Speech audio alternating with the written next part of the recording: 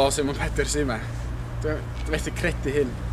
Mae Mair a Mair, ddwy ferch wedi dod draw a deud bod y bedd yn wag. So be nes i redeg draw, gweld dros fi'n hun os oedd y bedd yn wag, ac oedd yn wag. A mae'n anodd credu, oedd rhaid i fi weld hyn dros fi'n hun, achos nes i weld Iesu Grist marw. A nes i redeg yn ôl at y lleill, a fanna oedd Iesu Grist. O'n i go iawn mewn, mae rhaid mae ysbryd di hwn.